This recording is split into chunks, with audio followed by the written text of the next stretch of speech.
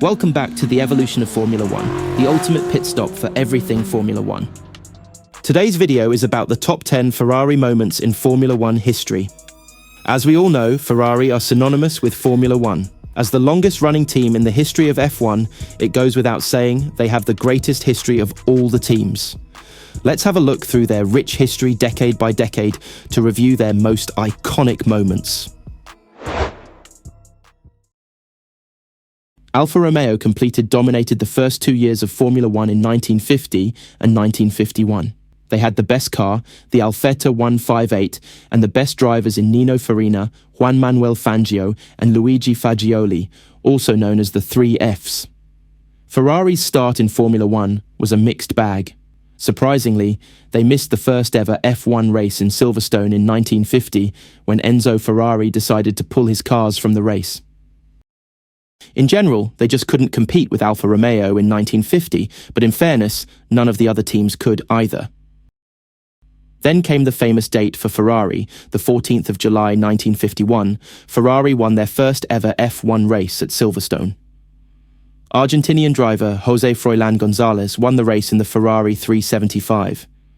He looked more like a nightclub bouncer than a driver, but he'll always be remembered as one of Ferrari's most famous drivers. Enzo Ferrari later admitted he cried after beating Alfa Romeo for the first time.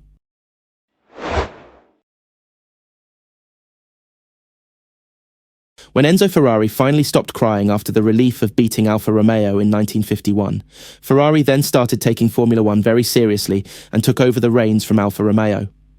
They went on to dominate the 1952 and 1953 seasons. Alfa Romeo withdrew from Formula One in 1952 for financial reasons, and the rules changed from Formula One rules to Formula 2 rules for 2 years. This meant the cars raced with smaller engines, and so Ferrari took full advantage of this with their 500 F2 car. Alberto Ascari became Ferrari's first ever F1 world champion in 1952 and again in 1953. The first of many, Ferrari went on to secure the 1956 and 1958 driver championships also, but their success in the 1950s was overshadowed by tragedy as 4 of their drivers died in this decade. Niki Lauda's miraculous comeback in 1976 was nothing short of astonishing. Lauda's crash at the Nürburgring left him severely burned and close to death. Just 6 weeks later, he returned, looking like a Terminator prototype, but still an amazing racer. Lauda was in a heated battle with James Hunt's McLaren, making it one of the greatest rivalries ever.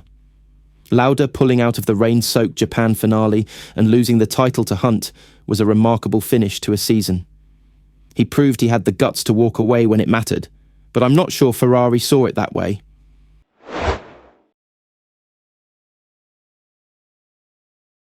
Gilles Villeneuve versus Didier Pironi in 1982 had every Ferrari fan on the edge of their seat. Ferrari gave a team order in Imola to Pironi to hold position. However, Pironi had other ideas, and he overtook Villeneuve in the last lap, winning the race. This broke team orders and broke an unspoken agreement in a way.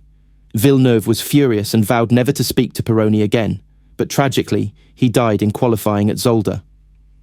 A sad, dramatic, and legendary moment in Ferrari history.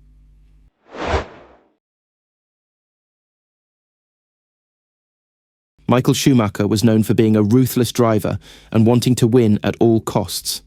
But he took it to an extreme level in 1997 at Jerez, when, leading the championship in the last race, he deliberately crashed into Jacques Villeneuve in a last-ditch attempt to claim the title.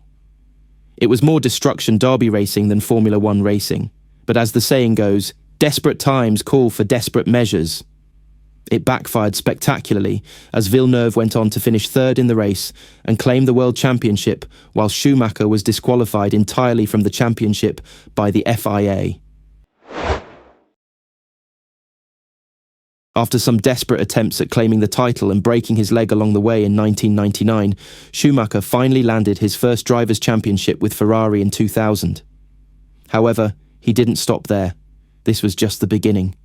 He went on to dominate F1 for 5 consecutive years. Ferrari hadn't won a title since 1979.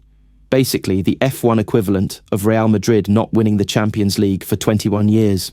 This was the moment when Ferrari became an unstoppable red machine again. There was controversy in the way Schumacher and Ferrari won in 2002, though. At the Austrian Grand Prix, Rubens Barrichello was leading comfortably. Ferrari's team order came through the radio. Let Michael through for the championship. Rubens slowed down at the finish line, literally meters away.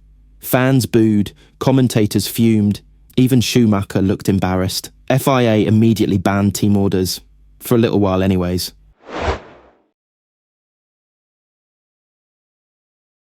In 2007, all the noise in Formula One was around McLaren.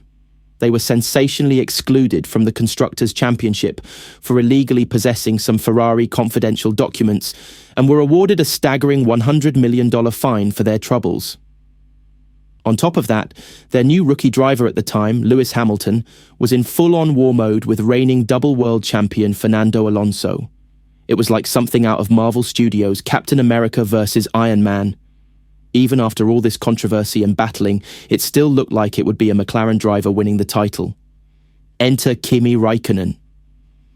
Nobody expected Kimi to win the title when he sat third in the standings behind Hamilton and Alonso, going into the last race in Brazil. Hamilton only had to finish fifth to claim the title, but he had a nightmare race marred with gearbox troubles. Alonso couldn't seem to get past third place and got stuck behind the Ferraris. Then with Massa controlling the race on home soil, Ferrari pulled off the perfect strategy.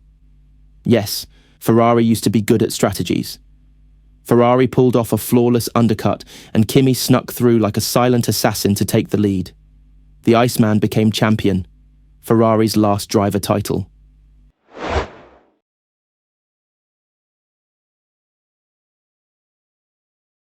If there was ever a moment that defined Felipe Massa's career, it was the German Grand Prix in 2010. Massa hadn't won a race since 2008, and he had recovered from a near-fatal crash in 2009 at the same circuit, so he was keen to take this win. Fernando Alonso was sitting in fifth place in the driver standings, and he was Ferrari's only hope of competing against Red Bull and McLaren. Felipe Massa managed to get himself into the lead past the Red Bull cars, and Alonso positioned himself in second place. From lap 21 to 36, Alonso was pestering his engineer on the radio, telling him how much faster he was than Massa, and that this situation was ridiculous. Ferrari gave the most awkward team order ever. Rob Smedley, Massa's race engineer, had to deliver the bad news. Felipe, Fernando is faster than you. Can you confirm you understood that message? Massa became the ultimate team player and let Alonso through. The awkwardness was so thick, you could cut it with a Ferrari front wing. Ferrari were fined $100,000 for breaking the regulations which had banned team orders which influenced race results.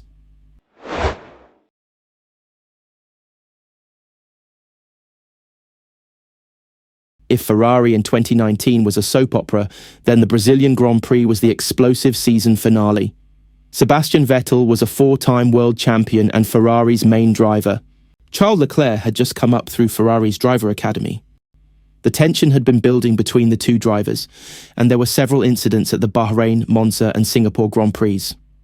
Ferrari were not in contention for the Drivers' or Constructors' Championships, but Ferrari's two drivers decided to have an open battle for the number one seat. Lap 66 and Vettel pulled up alongside Leclerc. Vettel edged towards him slightly, but Leclerc didn't back down, and Vettel's left rear wheel clipped Leclerc's front right wheel. Leclerc's suspension shattered, and Vettel got a puncture, and both Ferraris were out of the race. Ferrari's pit lane was quieter than Christian Horner's WhatsApp these days.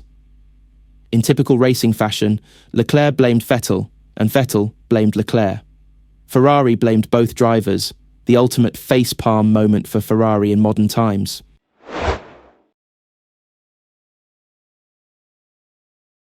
Where do we start with this one? Ferrari's 2022 season was like a Shakespearean tragedy. From botched pit stops to the infamous hard tyres in Hungary disaster, strategy failures cost them multiple wins.